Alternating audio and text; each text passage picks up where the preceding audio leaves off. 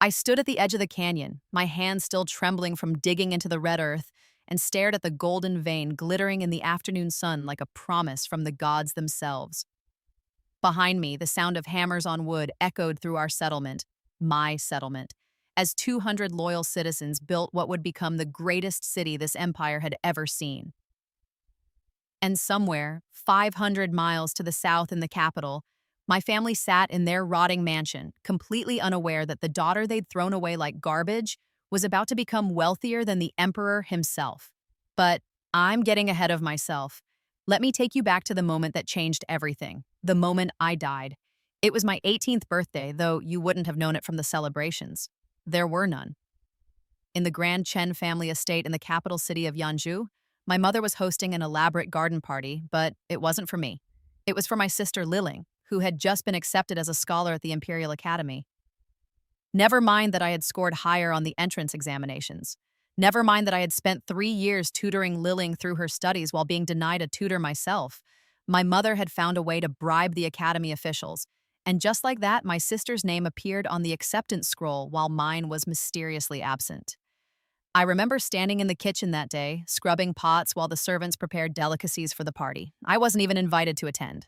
My stepmother, Lady Chen, she'd insisted I call her mother, even though she'd made it clear from the moment she married my father that I was nothing but an inconvenient reminder of his first wife, had specifically ordered me to stay out of sight. "You'll embarrass us," she'd said that morning, not even looking at me as she adjusted her jade hairpins in the mirror. "With your rough hands and that scar on your face. What would people think?" The scar she referred to was a thin white line across my left cheek, a souvenir from when Liling had accidentally pushed me into a decorative garden rock when we were children. I was 7. She was 9. My father had laughed it off as siblings being siblings, and when I tried to tell him she'd done it on purpose, he'd slapped me for lying. That was 15 years ago, in my first life. I know it was 15 years because I remember every single day of suffering that followed, right up until the moment my father's hand wrapped around my throat. It happened in the study. I had finally worked up the courage to confront him about the academy, to show him the proof I'd gathered that my examination scores had been altered. I had receipts, testimonies from other test takers, even a confession from a low-level official who'd been paid off by my stepmother. I thought, gods, I was so naive. I thought he would care. I thought he would finally see that I was his daughter too, that I deserved something, anything. Instead, he looked at me with such disgust, such profound hatred that I actually took a step back. "You dare accuse your mother of corruption?" His voice was quiet, which was somehow worse than if he'd shouted. "You ungrateful, poisonous child. I should have drowned you when your whore mother died birthing you." I tried to speak, to defend myself, but he was already moving. His hands closed around my throat, and the last thing I saw was Liling standing in the doorway, watching with a small smile on her perfect face. I died on the floor of my father's study at 18 years old, murdered for the crime of wanting something for myself. And then I woke up. I was 10 years old again, lying in my small, cold room in the servants' quarter of the Chen estate. The morning sun was streaming through the broken shutter, and I could hear my stepmother's voice drifting up from downstairs, scolding a maid for some minor infraction. I sat up slowly, my mind reeling, memories of the next 8 years flooding through my consciousness like a dam breaking. I knew everything, every betrayal, every cruelty, every moment of suffering that awaited me. But I also knew something else, something that would change everything. I knew about the frontier. In my first life, 2 years from this moment, the emperor would issue a decree calling for volunteers to settle the northwestern frontier territories. The land was harsh, the winters brutal, the summers scorching. It was considered a death sentence, a place where criminals and social outcasts were sent to die slowly under the merciless sun. My family had used it as a threat whenever I displeased them. "Keep acting like this, and we'll send you to the frontier." Eventually, they did. When I was 16 in my first life, my father had signed papers officially disowning me and registering me for frontier settlement. I'd begged, pleaded, promised to be better, to be invisible, to never ask for anything again. It didn't matter. My stepmother wanted me gone, and my father was all too happy to oblige. They'd kept it secret until the day the frontier officials came to collect me, giving me no time to prepare or say goodbye to anyone. I'd spent the next 2 years in a tiny settlement called Hongyan, which translated roughly to Red Rock. It was aptly named. Everything there was red: the soil, the stones, the dust that got into every crack and crevice of your life. I'd worked in the fields, barely surviving on government rations that were always half rotted by the time they reached us. I'd gotten sick repeatedly. I'd been propositioned by desperate men who saw a young woman alone as fair game. I'd nearly died a dozen times before my father finally finished the job.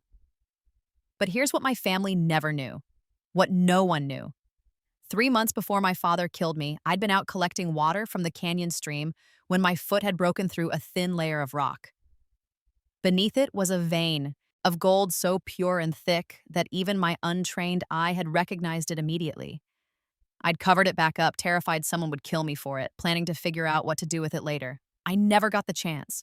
I'd been summoned back to the capital for what I'd foolishly thought would be a reconciliation, and instead, I'd been murdered. Now, sitting in my childhood bed with 8 years of memories that hadn't happened yet, I knew exactly what I needed to do. I would let them send me to the frontier. I would go willingly, eagerly even. I would smile and nod and play the part of the defeated, broken daughter. And then, in the harsh red wasteland they thought would kill me, I would find that gold. I would build something magnificent. And I would watch from afar as their world crumbled while mine flourished. But first, I had to survive the next 6 years. The thing about reliving your life with foreknowledge is that you can't change too much too quickly, or people notice. So I continued to play my role. The invisible daughter, the family disappointment, the girl who was tolerated but never loved. I did my chores, I endured my stepmother's casual cruelties and Liling's calculated torments. I smiled when my father looked through me as if I didn't exist. But in secret, I prepared. I read every book in my father's library about the frontier territories, about mining, about agriculture in harsh climates, about leadership and governance. When my stepmother threw me scraps of money for extraordinary chores, cleaning the stables, hauling water from the far well in winter, I saved every single coin. When the occasional traveling merchant came through the servants' entrance, I bought books on metallurgy, on construction, on irrigation systems. I learned to fight. There was an old guardsman, Chen Wei, who'd been injured in service and relegated to watching the back gate. He remembered my real mother, had served under her father, actually, before the old general had died. In my first life, I'd barely noticed him. In this life, I sought him out. Teach me to defend myself? I'd asked him one day when I was 12. He'd looked at me with those shrewd old eyes and nodded slowly. Your mother was a warrior's daughter. She'd want you to know how to protect yourself. For the next 4 years, whenever I could slip away, Chen Wei taught me. Not the fancy sword forms my father and sister practiced in the courtyard for show, but real combat, dirty, efficient, brutal. How to use a knife, how to break a grip, how to turn an opponent's strength against them, how to kill if necessary. The frontier is dangerous, he'd said once, though I'd never told him about my plans. A woman alone needs to be dangerous too. I also built relationships. My family saw servants as furniture, interchangeable, and unimportant. I saw them as human beings and, more importantly, as potential allies. I learned their names, their stories, their dreams. I helped them when I could. When the head cook's daughter fell ill and needed medicine the family wouldn't pay for, I spent 3 months' worth of saved coins to buy it. When the stable master was accused of theft, he didn't commit. I found evidence proving Liling had staged it out of spite. I created nothing less than a network of people who owed me debts, yes, but more than that, who trusted me. The years crawled by. I watched the same events unfold that I remembered from my first life. Liling's engagement to the minister's son at 14, broken off a year later when she seduced and was caught with his father. My father's failed business ventures. I knew which ones would fail and said nothing, letting him hemorrhage money. My stepmother's increasingly expensive tastes and her habit of selling family heirlooms to fund them, again, I stayed silent, watching their wealth slowly bleed away. The only thing I changed was myself. I became stronger, smarter, more prepared. I hid gold coins in the lining of my shoes. I made waterproof packages of seeds that would grow in harsh climates. I copied maps and documents from my father's study. I befriended the frontier officials when they came to the capital. learning everything I could about Hongyan's settlement and the surrounding territories. And finally, when I was 16 years old, the day I'd been waiting for arrived. My stepmother called me to her receiving room, a place I was usually forbidden to enter. She sat in her chair like a queen on a throne, Lilling beside her wearing a new silk dress I'd seen my stepmother pawning jewelry to afford. My father stood by the window, refusing to look at me. "We've made a decision about your future," my stepmother began, her voice dripping with false sweetness. "Your father and I feel it would be best for everyone if you contributed to the Empire's expansion efforts." "You're being sent to the frontier," my father said bluntly, "as a settlement volunteer. The papers are already signed." In my first life, I'd collapsed to my knees begging. This time, I bowed my head to hide my smile. "When do I leave?" I asked quietly. My stepmother looked disappointed that I hadn't given her the satisfaction of breaking down. 2 weeks. The officials will collect you at dawn. You're permitted 1 bag of belongings." "Thank you for this opportunity to serve the Empire," I said, my voice the perfect mixture of resignation and false gratitude. Liling leaned forward, her eyes glittering with malice. "You'll die out there, you know. Everyone does eventually. The desert will swallow you whole." I met her eyes and smiled, really smiled, for the first time in 6 years. "Perhaps. Or perhaps I'll find exactly what I'm looking for." The confusion on her face was delicious. Those final 2 weeks, I worked like a woman possessed. I collected every favor owed to me by the servants. I made arrangements, wrote letters, established contacts. 3 of the servants, people I'd helped over the years, asked to come with me. Chenwei was one of them. "I've got nothing left here," he said simply, "and someone needs to watch your back." The others were Lin, a young woman who'd been repeatedly assaulted by one of my father's friends and wanted escape at any cost, and Bao, a cook who'd been accused of skimming. He was, but only to feed his siblings after his parents died. 3 people who'd been cast aside by society, just like me. 3 people who would become the core of my new empire. When the frontier officials came at dawn, my family didn't even come out to say goodbye. I was handed over like a package being shipped, my name recorded in a ledger, my single bag inspected for contraband. The official, a tired-looking man named Officer Zhao, barely glanced at me. "Any family saying farewell?" he asked out of obligation. "No," I said. "No family at all." The journey to the frontier took 6 weeks. We traveled in a convoy of other volunteers, a mix of criminals, debtors, social outcasts, and people like me who'd been discarded by their families. The conditions were brutal. We walked most of the way to save the wagons for supplies. We ate stale bread and thin soup. We slept on the ground under inadequate blankets. I spent the time learning everyone's skills. There was a carpenter sent to the frontier for a debt he couldn't pay, a physician who'd been accused of heresy for questioning traditional treatments, a former merchant who'd been bankrupted by corrupt officials, a group of farmers whose land had been seized. Each person had a story, a skill, a reason to want something better. And I gave them something they hadn't had in a long time: hope. "The frontier doesn't have to be a death sentence, I told them around the campfire one night. "We're being sent there to die, yes, but what if we lived instead? What if we built something real, something ours?" "With what?" one of the farmers asked bitterly. "They're giving us the worst land in the empire. Nothing grows in that red dirt." "Then we'll figure out what does grow," I said. "We'll dig wells, we'll terrace the land, we'll adapt." "And if we fail?" the physician asked. "Then at least we failed trying to build something, rather than just waiting to die." It wasn't much, but it was enough. By the time we reached Hongyan, I'd turned a group of defeated, hopeless people into something resembling a community. The settlement was exactly as I remembered it, a collection of sad wooden structures clustered around a dry well, surrounded by endless red desert. The government representative, a corrupt official named Wei, gave us the standard speech about working hard and serving the empire, then promptly retreated to his comfortable office to do nothing while collecting his salary for overseeing us. We were each assigned a plot of land and some basic supplies: seeds that probably wouldn't grow, tools that were already half broken, and a month's worth of rations. After that, we were on our own. That first night, I gathered my core group, Chenwei, Lin, Bao, and a few others I'd recruited during the journey. "Tomorrow we start real work," I told them. "Not the government's work, ours." What work? Bao asked. I smiled. Digging. I spent the next week establishing a pattern. During the day, we did what was expected. Tried to plant crops, repaired buildings, fetched water from the stream in the canyon. But at dawn and dusk, when the heat was less intense, a small group of us worked in the canyon.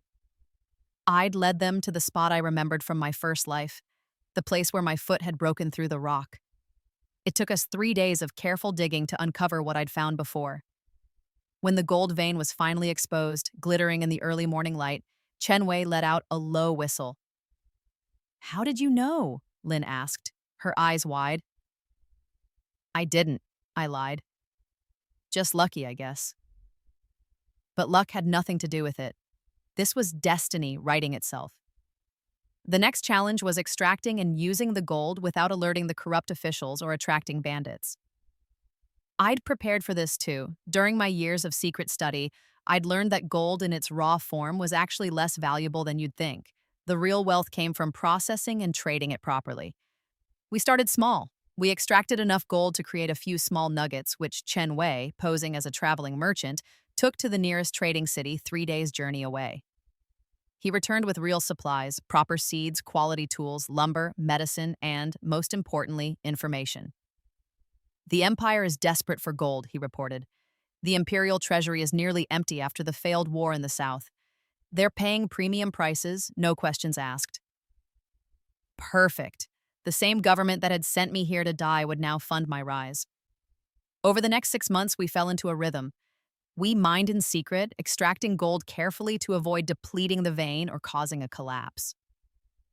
We used the profits to transform Hongyan. We dug a proper well, hitting water at 30 feet.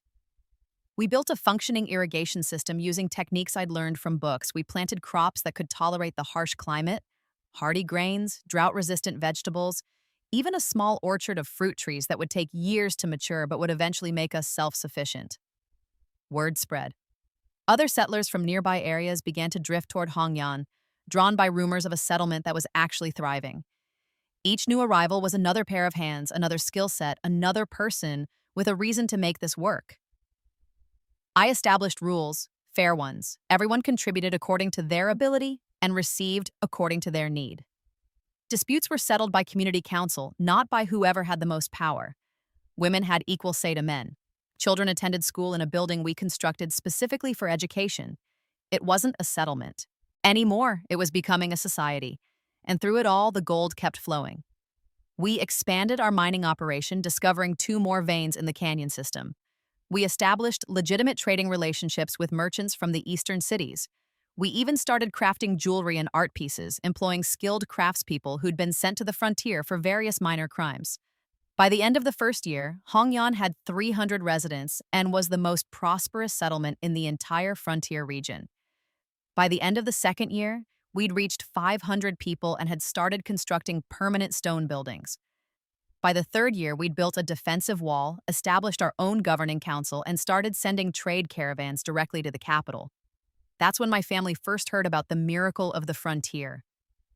I was in my office, a real office in a real building, reviewing reports from our agricultural sector, when Chen Wei brought me the letter. It had come with the latest trade caravan from the capital, delivered to the administrator of Hongyan settlement. My father's seal was pressed into the wax. I opened it slowly, savoring the moment. To the administrator of Hongyan, I am writing to inquire about a young woman who was sent to your settlement 3 years ago. Her name is Chen Meilin. She is my daughter, and I have received disturbing reports that she may have perished in the harsh frontier climate. As her father, I wish to know the truth of her situation. If she lives, I demand she return to the capital immediately. If she has perished, I require documentation of her death for family records. Additionally, I have heard of the prosperity of your settlement and wish to discuss potential investment opportunities. The Chen family has considerable capital and would be interested in participating in any profitable ventures you may be undertaking. Lord Chen Yangming, Patriarch of the Chen family, capital city of Yanzhou. I read it 3 times, then I began to laugh. I laughed until tears ran down my face, until Chen Wei looked concerned and asked if I was all right. He wants to invest, I managed to say between fits of laughter. He wants to invest in the settlement he sent me to die in. I set the letter aside and pulled out fresh paper. It was time to move to the next phase of my plan. Lord Chen, your inquiry has been received and considered. The young woman you reference, Chen Meilin, is indeed alive and well. She is currently serving as administrator of Hongyan and has been instrumental in the settlement's development and success. As for investment opportunities, I must inform you that Hongyan operates under a closed economic system. All profits are retained within the community for continued development and distribution among our citizens. We accept no external investment at this time. However, I am pleased to inform you that Hongyan will be sending a delegation to the capital in 3 months' time to petition the emperor for official city status. Administrator Chen will be leading this delegation personally. Should you wish to see your daughter, you may do so at that time. Respectfully, Chen Wei Senior Advisor, Hongyan Settlement. I had Chen Wei seal it with our official settlement stamp, a dragon rising from red rocks, and sent it back with the next caravan. Then I began to prepare for my return to the capital. The 3 months passed in a blur of activity. We refined our presentation for the emperor, gathered evidence of our economic success, and prepared gifts that would demonstrate our prosperity without revealing the full extent of our gold resources. I personally designed a set of golden jewelry so exquisite that it would make the empress weep with envy. We also made strategic improvements to my appearance. I was no longer the half-starved, scarred girl who'd been shipped off to die. I was 20 years old, toned from physical labor, my skin bronzed by the sun. The scar on my cheek had faded to a thin line that I now emphasized with makeup, turning it from a mark of shame into a distinctive feature. I commissioned clothes that blended frontier practicality with capital elegance. Silk dresses reinforced with leather, jewelry that was both beautiful and could serve as weapons. I looked like what I was, a woman who'd conquered a desert. Our delegation left for the capital on a clear spring morning. 50 of us traveled in a caravan that would have made a merchant prince jealous, wagons laden with goods, horses bred from frontier stock that made them hardy and strong, and guards wearing armor we'd crafted ourselves. Chen Wei rode at my right hand, Lin at my left, both of them wearing the insignia of senior advisors. The journey took 4 weeks. We stopped in towns and cities along the way, and everywhere we went, people stared. The frontier settlers were supposed to be desperate, dying, begging for scraps. We looked like conquerors returning from a successful campaign. News of our approach preceded us. By the time we reached the capital, crowds lined the streets to see the frontier miracle. The emperor himself had granted us an audience, curious about the settlement that had not only survived but thrived in conditions that should have killed everyone. I'd sent a message ahead to my father, letting him know I'd arrived and would visit the family estate after my audience with the emperor. I wanted him to wait. I wanted him to wonder. I wanted him to sweat. The palace was exactly as I remembered it. Magnificent, overwhelming, designed to make visitors feel small. But I'd spent 3 years building a city from nothing. I'd led hundreds of people through droughts and raids and disasters. I'd turned a death sentence into an empire. I didn't feel small at all. The throne room was packed with nobles and officials, all of them eager to see the upstart frontier administrator who'd requested an audience. Walked down the center aisle in my frontier-style silk dress, my advisors behind me, our gifts carried by servants we'd brought specifically for this purpose. The emperor was a middle-aged man with tired eyes, worn down by years of ineffective governance and a nearly empty treasury. He looked at me with mild curiosity. "Administrator Chen," he said, "we have heard remarkable things about your settlement. Some call it impossible, others call it a miracle. What do you call it?" I bowed respectfully, then met his eyes. "I call it proof that the people the empire throws away might be its greatest resource if given a chance." A murmur ran through the court. "You didn't speak to the emperor like that." But I wasn't asking permission anymore. "Bold words," the emperor said, though he didn't sound angry. If anything, he sounded interested. "Can you back them up?" "I can." I gestured and my people began presenting our gifts. First, agricultural products, grains and fruits that shouldn't have been able to grow in the frontier but did, thanks to our irrigation and farming techniques. Then crafted goods, pottery, textiles, metalwork, all of exceptional quality. Then the jewelry, saved for last. A set of golden pieces so beautiful that the entire court gasped when they were unveiled. "This is what we've built in 3 years, Your Majesty," I said. "And we've only begun." Hongyan has the potential to become the empire's most prosperous city. But to continue growing, we need official recognition. We need city status, with the rights to govern ourselves, trade freely, and keep our profits for continued development. One of the ministers, a pompous man I recognized from my first life as one of my father's associates, spoke up. "These are bold demands from a mere settlement of criminals and outcasts." "We stopped being criminals and outcasts the moment we became productive citizens," I replied sharply. "We've paid our debts to society through our labor and our contributions to the empire's economy. What we're asking for now is simply the right to continue that success." The emperor leaned forward, studying me intently. "And what do you personally get out of this, Administrator Chen? Why work so hard for a group of strangers in the middle of nowhere?" It was a test, a question about loyalty, about motivation, about whether I could be trusted. "Because they're not strangers, Your Majesty. They're my people. And the middle of nowhere is my home." I paused, then added, "I was sent to the frontier to die. Instead, I chose to live, and I chose to help everyone else sent there to die choose life as well. That's what I get out of it, the satisfaction of proving that exile isn't execution, and that the empire is stronger when it empowers its people rather than discarding them." The silence in the throne room was absolute. Then slowly, the emperor began to smile. "You shame us," he said quietly. "You shame this entire court, Administrator Chen. We sent you to die, and you responded by building something we could not." He stood, and everyone in the room immediately dropped to their knees. Everyone except me. I remained standing until Chen Wei tugged my sleeve urgently. "Hongyan is hereby granted full city status," the emperor declared, "with all rights of self-governance, free trade, and resource management. Administrator Chen Meilin is recognized as governor of Hongyan, with authority equal to any provincial governor in the empire." The throne room erupted in shocked whispers.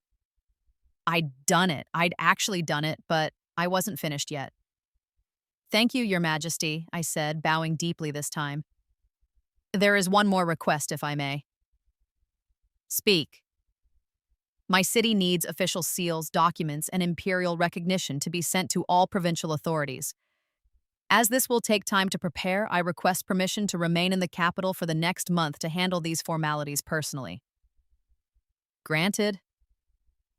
Perfect. 1 month was exactly how much time I needed to destroy my family. I visited the Chen family estate the next morning. I'd sent no warning this time. I simply arrived at the front gate with Chen Wei and Lin, dressed in my new governor's robes with the imperial seal prominently displayed. The gate guards didn't recognize me at first. Why would they? The last time they'd seen me, I'd been a thin, scared 16-year-old girl being handed over to frontier officials. Now I was a 20-year-old woman with authority literally written into my clothes. "I am Governor Chen Meilin of Hongyan City," I said clearly. "I'm here to see Lord Chen Yongming. He's expecting me." The guards exchanged looks of panic and confusion. One ran inside while the other stood there stammering. Within minutes, the entire estate was in chaos. Servants whispered and pointed. I heard my name being passed from person to person like a rumor. Finally, the steward appeared, an elderly man who'd been with the family for decades. He looked at me, looked again, and his face went pale. "Miss Governor Chen," he stammered. Please come in. Lord Chen the family is..."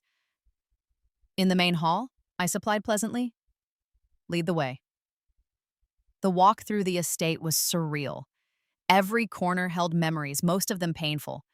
The garden where Liling had scarred me, the kitchen where I'd scrubbed pots on my 18th birthday, the hallway outside my father's study where I'd died. I felt nothing, or rather, I felt nothing but a cold, satisfied certainty that this place had no power over me anymore. The main hall was exactly as I remembered, an ostentatious room designed to impress visitors with the Chen family's wealth and status. Except now, looking at it with experienced eyes, I could see the cracks. The jade was lower quality than it appeared. The silk was starting to fade. The furniture, while expensive, was outdated by current fashion standards. My family was trying to maintain an appearance of wealth they no longer had. They were all there, seated as if for a family portrait. My father in the central chair, looking older and grayer than I remembered. My stepmother beside him, her face carefully painted to hide the lines of age and stress. And Lilling, still beautiful, still perfectly dressed, still radiating that casual cruelty I remembered so well. They stood when I entered, and the look on their faces was worth every moment of suffering they'd put me through. Shock, confusion. And then, as they processed my official robes and the imperial seal, fear. "Hello, father," I said pleasantly. "Stepmother, sister, it's been 3 years. How have you been?" My father found his voice first. "Maylene, we heard about your success. We're very proud." I laughed. I couldn't help it. "Proud? You're proud of me now. How fascinating." "Of course we're proud," my stepmother said, recovering her composure and slipping into her usual manipulative sweetness. "Your family, after all. We always believed in you." "Did you?" I moved further into the room, examining a vase on the mantel. "Is that why you sent me to the frontier? Because you believed in me?" "That was a misunderstanding," my father said quickly. "We thought the experience would be good for your character development." "You signed papers disowning me and registering me for forced settlement?" I interrupted, my voice sharp as a blade. "I read them." There was no misunderstanding. The mask slipped from his face, replaced by the cold expression I knew better. "You were always ungrateful, difficult. You should be thanking us. Clearly, the frontier was exactly what you needed to develop some discipline and worth." "Oh, I do thank you," I said, and I meant it. Sending me to Hongyan was the best thing you ever did for me. It gave me the chance to build something real away from this rotting monument to your mediocrity." My stepmother gasped. "How dare you? How dare I?" I turned on her, and she actually took a step back. "How dare you? How dare you treat a child like a servant? How dare you favor one daughter while torturing another? How dare you send me to die just because I was an inconvenient reminder that you weren't my father's first choice?" "Guards!" my father shouted. "Won't help you," Chenwei said mildly from the doorway. "She's a provincial governor. She has imperial authority. You try to lay a hand on her, and you're committing treason." My father's face went purple, but he held back. He was a coward at heart, always had been. "Why are you here, Maylin?" Lilling asked. She'd been silent until now, studying me with those calculating eyes. "To gloat? To show us how successful you are?" "We get it. You win." "I'm not here to gloat," I said. "I'm here to give you what you always wanted, nothing from me. No more connections to your family, no more obligations. As of today, I'm officially severing all ties with the Chen family. I'm removing your name from my records. You, are not my father." I looked at the man who'd murdered me in another life. "You are not my mother," to the woman who'd made my childhood hell. "And you are not my sister," to Lilling, who'd smiled as I died. "You're disowning us?" my father asked incredulously. "Oh, it's much better than that."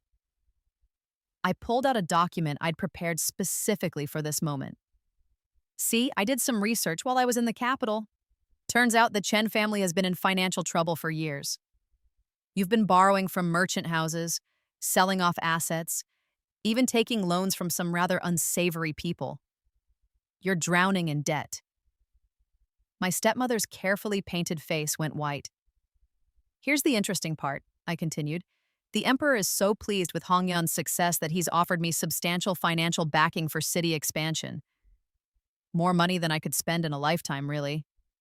So I bought something." "What did you buy?" Liling asked, though from her tone she already suspected. "Your debts. All of them. Every single loan, every merchant house note, every back tax you owe. I now own your family's financial future."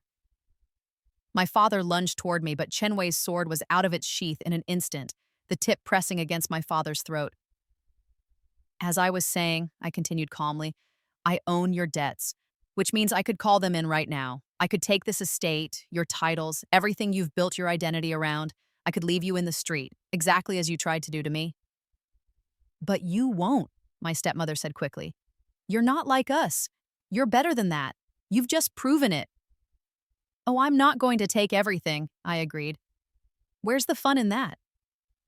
No, here's what's going to happen. I'm going to restructure your debts into a manageable payment plan. You'll have enough to maintain a modest lifestyle. Not this, I gestured at the ostentatious hall, but something respectable. A small house in a decent neighborhood. Enough income to live comfortably if you're careful. I watched relief flood their faces, then continued. However, there are conditions. First, you will publicly acknowledge what you did to me, every detail. The abuse, the neglect, the attempted murder by exile. You'll write a formal confession to be posted in the Capitol Square. We'll be ruined, my father whispered. You're already ruined, I said coldly. I'm just deciding how complete that ruin will be. Second, Lilling will be registered as a frontier volunteer. No, Lilling screamed. You can't. That's a death sentence. Exactly what you said to me 3 years ago, I replied calmly. Don't worry, I'm not sending you to die. I'm sending you to Hongyan. You'll work in the fields, like everyone else. You'll learn what real labor feels like. If you work hard, contribute to the community, and prove yourself worthy, you might even earn citizenship eventually. Who knows, maybe the frontier will be good for your character. Development. The look of pure horror on her perfect face was more satisfying than I'd ever imagined. And if we refuse, my father asked, then I call in the debts immediately, you lose everything, and you end up on the street anyway. But this way, you get to choose dignity over destruction. You get to admit what you did and accept the consequences with some shred of honor intact. It wasn't really a choice, and we all knew it. You've become cruel, my stepmother said, tears running down her carefully painted face. No, I corrected her. I've become just, there's a difference. I left the documents on the table.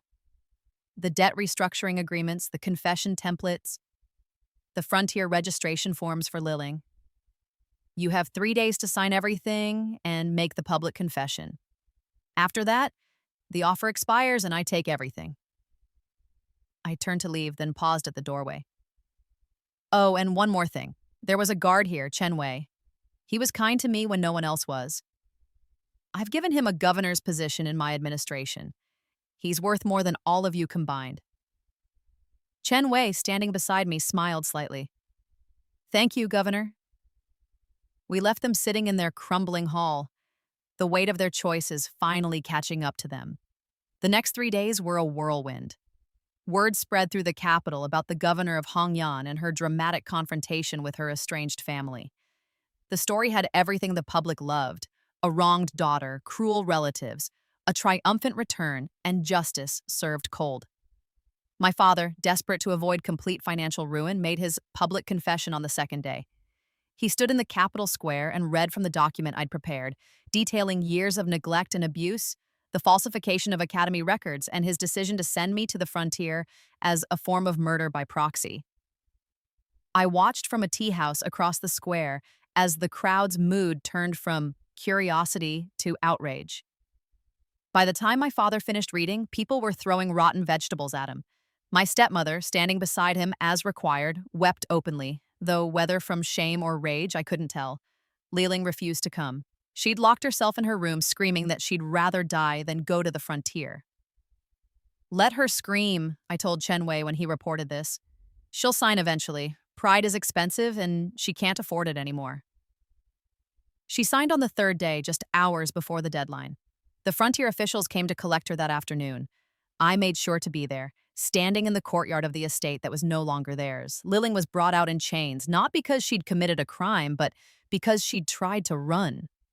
Her beautiful face was swollen from crying, her perfect hair disheveled. She looked at me with pure hatred. I'll die out there, she said. And you'll have murdered me. People keep saying that about the frontier, I replied. And yet somehow I survived. So did 300 other people who were supposed to die. Maybe the problem isn't the frontier. Maybe the problem is people who give up instead of fighting. I am nothing like you, she spat. No, I agreed. You're not.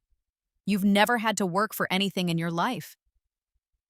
You've never had to be clever or strong or resilient. You've coasted on beauty and privilege and the suffering of others. The frontier is going to teach you what I learned years ago, that survival isn't about what you're given. It's about what you make of what you have. I stepped closer, lowering my voice so only she could hear. Here's the thing, Liling, I don't actually want you to die. I want you to live. I want you to experience every single thing I experienced, and I want you to survive it. And I want you to look back one day and understand exactly what you put me through. That's real justice, not death, but transformation. She searched my face for mercy and found none. You've changed. You're not the scared little girl I used to torment. No, I said.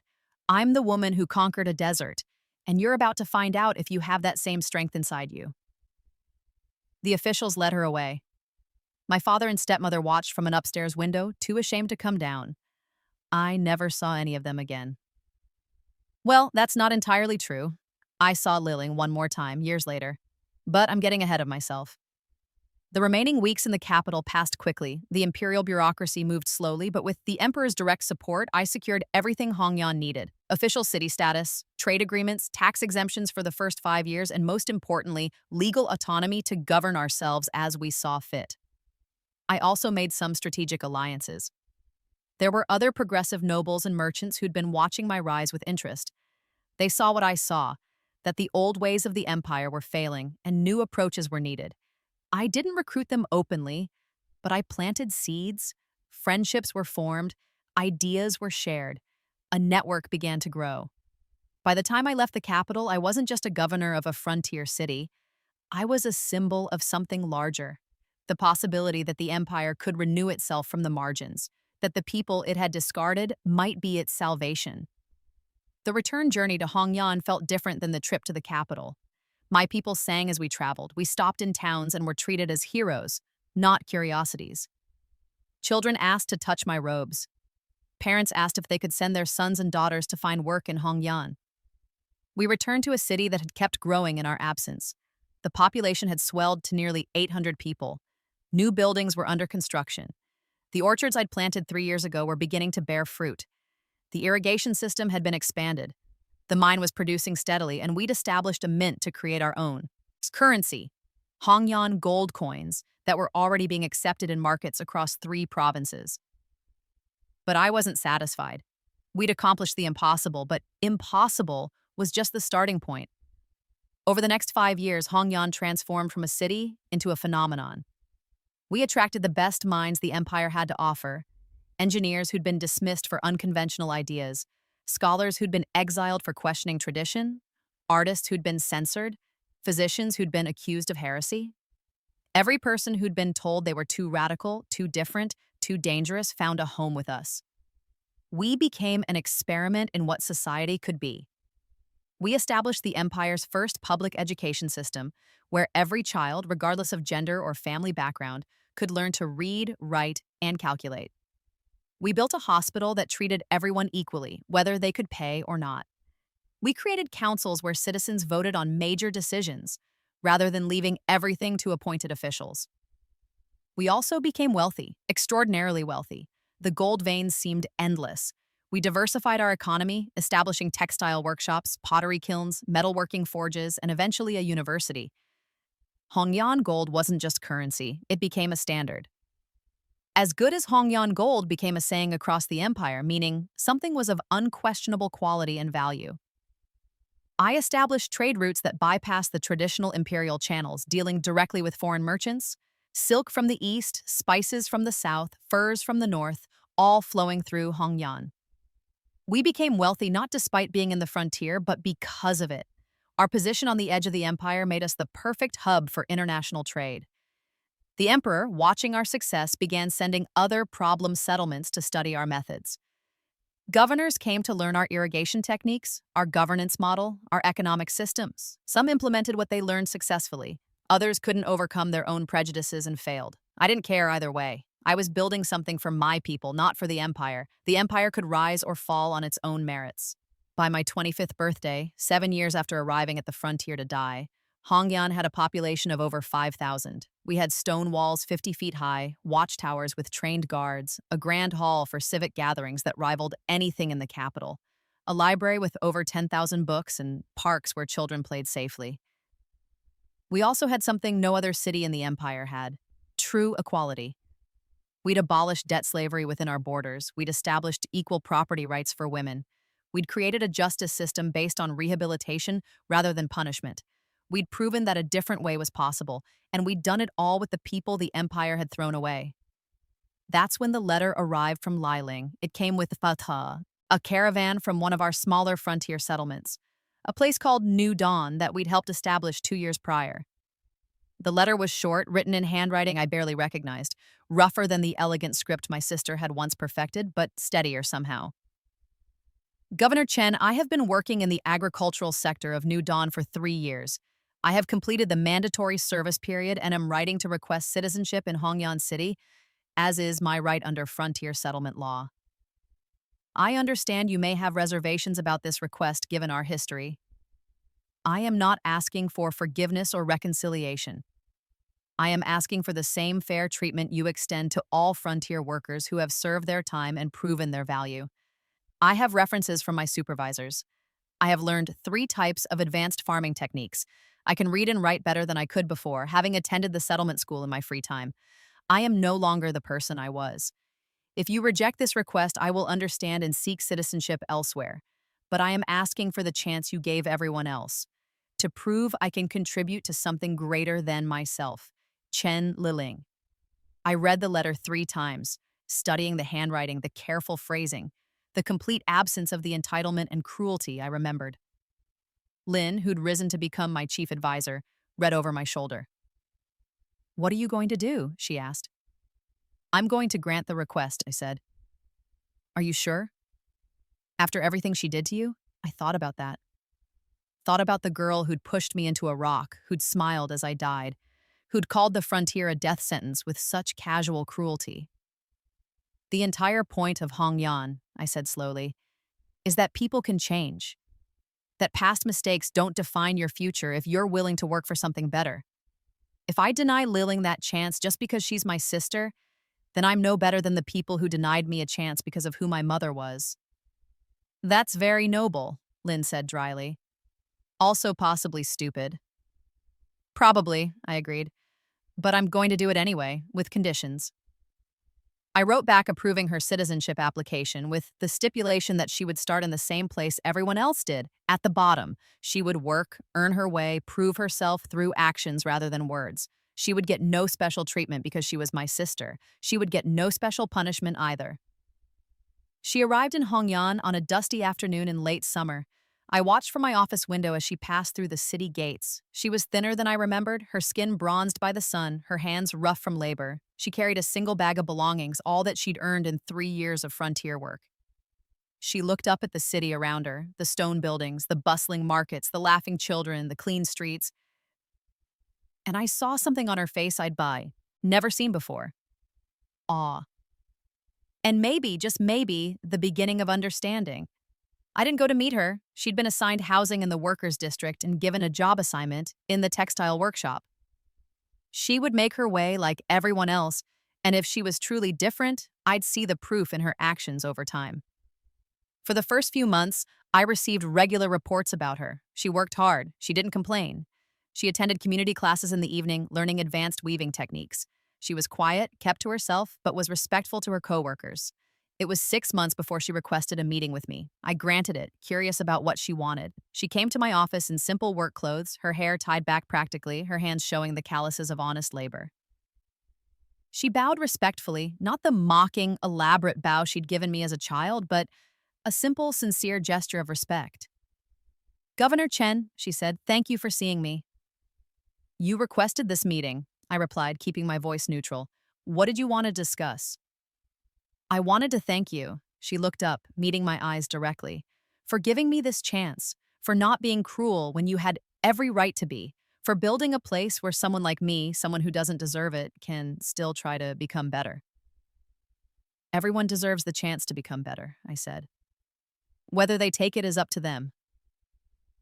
I was terrible to you. Her voice cracked slightly. I was cruel and petty, and I took pleasure in your suffering. I don't have an excuse. I was young and jealous and stupid. But those aren't excuses. They're just reasons, and reasons don't undo harm. No, I agreed, and they don't. I can't undo what I did. I can only try to be different now. She paused, choosing her words carefully. The frontier taught me something. It taught me that everything I valued was worthless. Beauty fades when you're covered in dust every day. Status means nothing when everyone is equally struggling to survive. Cruelty gets you killed because you need allies to live. And what do you value now? I asked. Work that matters. People who trust me, even though I don't deserve it yet. The chance to build something instead of tearing people down. She smiled slightly, sadly. I understand now why you let them send you here. You knew something I didn't. That there's freedom in having nothing left to lose. We talked for an hour. It wasn't a reconciliation. Too much had happened for that. But it was something. An understanding, maybe? A recognition that people could change, that the girl who'd scarred my face was not the same woman standing in front of me now. I'm not ready to call you my sister, I told her honestly as she prepared to leave. I may never be, but I'm willing to see what kind of person you become.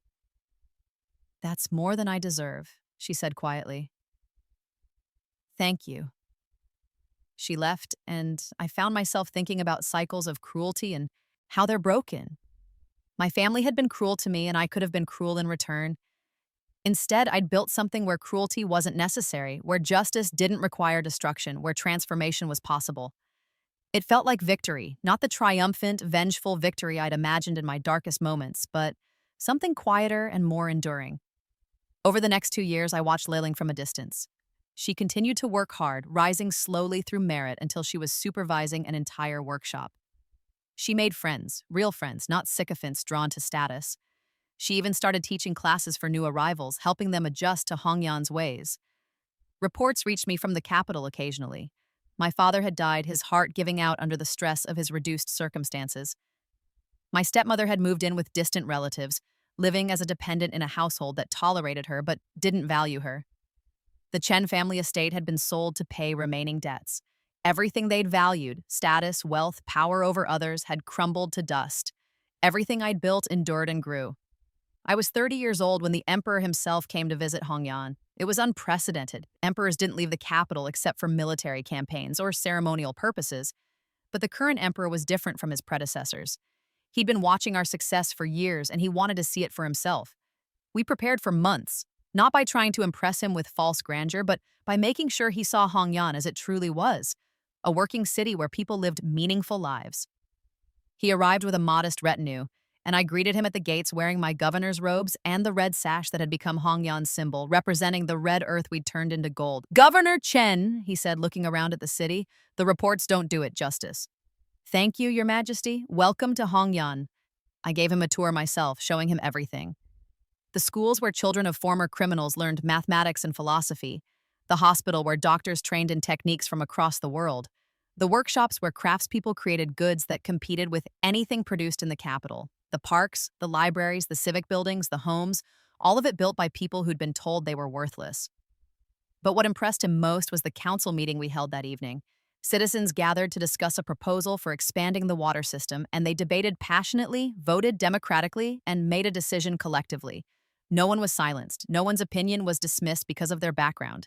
After the meeting, the emperor sat with me in my private office, drinking tea and watching the sun set over the red desert that had become a thriving metropolis. "You've built something remarkable here," he said quietly. "Something I'm not sure the empire as a whole is ready for." "Change is always uncomfortable," I replied, "but it's necessary." "Is this what you always wanted when you were sent here to die? Did you imagine all of this?" I considered the question carefully. In my darkest moments, I just wanted to survive, to prove them wrong, to show that I had value even if my family couldn't see it. But then I got here and saw all these other people who'd been thrown away, and I realized survival wasn't enough. We could build something that proved the entire system wrong.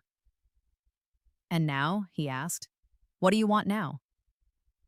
For Hongyan to continue flourishing, for other cities to learn from our example, for the empire to understand that its strength lies in empowering all its people, not just those born into privilege.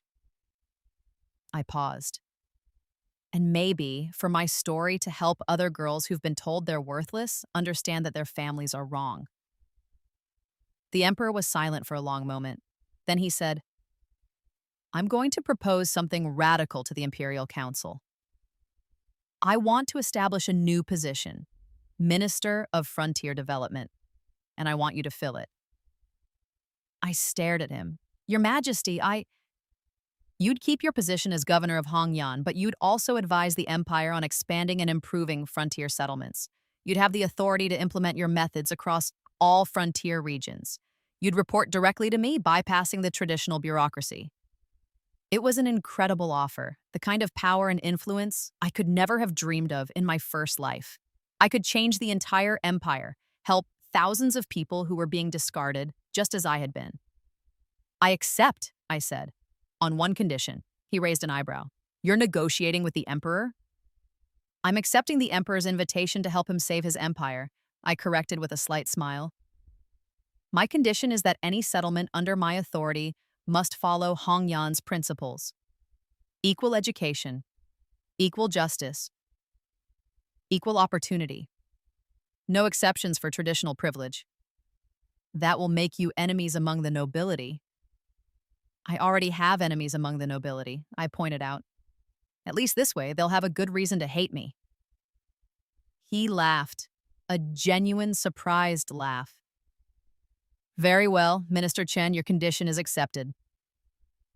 The ceremony making me a minister of the empire took place the next day, witnessed by my entire city.